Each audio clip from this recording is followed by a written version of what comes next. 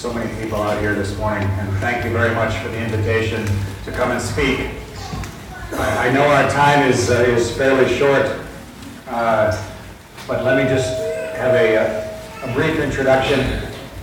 My name is Chris Hadfield. I'm Canadian. This is my wife, Helena, in white. And this is my daughter, Kristen, who's a student down in Dublin.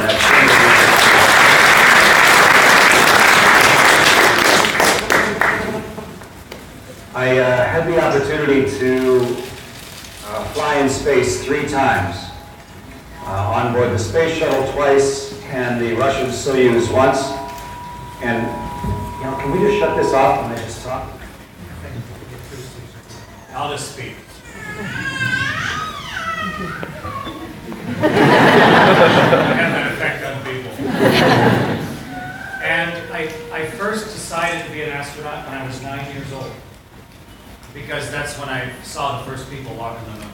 And the real key part of it is, how do you turn something into a reality that you dream of when you're 9 years old? Especially in a country like Canada that had no space program at all. But I just decided that things change with time. And the only really thing that I might be able to control is myself. So I started turning myself into who I dreamed to be when I was 9 years old. And amazingly enough, I've now had a chance to go to 2 different space stations, fly 3 different spaceships, and even command the world spaceship on the International Space Station. And it's been a wonderful opportunity to get to know the whole world. I've been around the world about 2,500 times. I've seen the whole planet.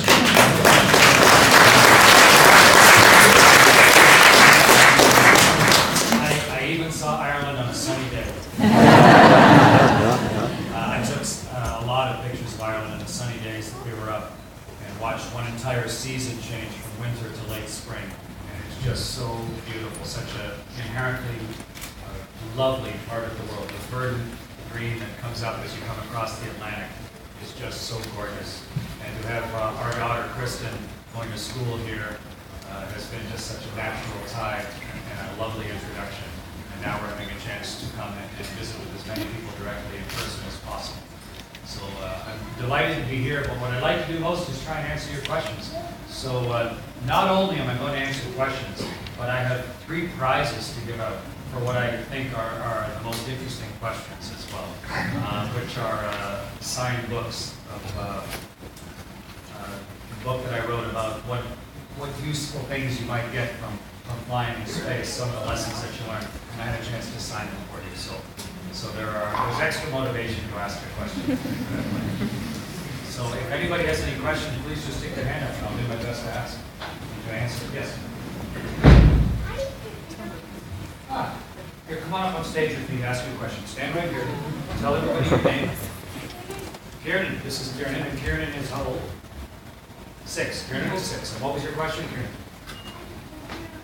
How do you eat your dinner up in space? There's no gravity, Kieran. You're floating around weightless the whole time. So you can't put your dinner on a plate. In fact, you can't even have a plate, because your plate would just float all around the room. And there's no refrigerator, and there's no oven, and there's no microwave. So how would you eat your dinner with no plate, no dinner, no refrigerator, and no microwave? What we do, when it's time for dinner, we look at our watch and it says it's dinner time. We go to a cupboard and we pull out like a package, like an envelope, sort of, a foil envelope. And then you take it over to the wall. And on the envelope it says, what do you like for dinner? Ham? Corn? Fish? What do you like? Fish. Okay, so let's say we get some salmon out. All right? So you get some salmon out of the cupboard, and the salmon is pre-packaged. So all you really need to do is just slit it open, get a spoon, and eat it. And we eat it directly out of the package.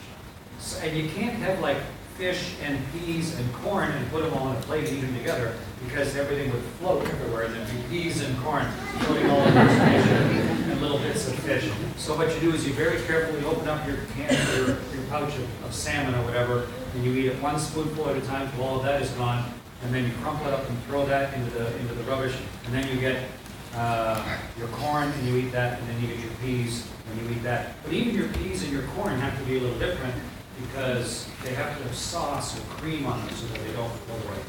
So that's how we eat our dinner. Thank you.